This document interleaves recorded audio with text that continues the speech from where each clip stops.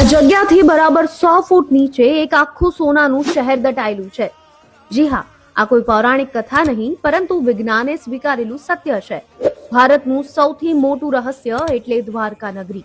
શ્રીમદ ભાગવત પુરાણ અને મહાભારતમાં સ્પષ્ટ ઉલ્લેખ છે કે ભગવાન શ્રી કૃષ્ણએ વિશ્વકર્મા પાસે આ નગરીનું નિર્માણ કરાવ્યું હતું। સ્કંદ પુરાણ મુજબ દ્વારકા એટલે મોક્ષનો દ્વાર। વેદોમાં આ નગરીને કુશસ્થળી તરીકે ઓળખવામાં આવી છે, જે સમુદ્રની વચ્ચે સ્થિત અભેદ્ય કિલ્લો હતો।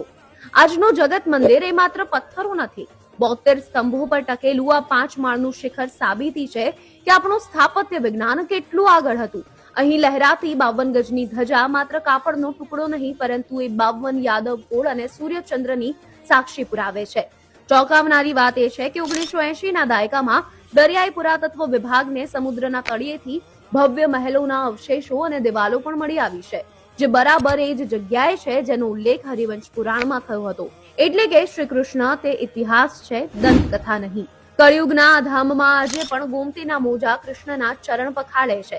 જો તમે પણ ગર્વથી કહેતા હો તો કમેન્ટમાં લખજો, જય દ્વારકાધીશ।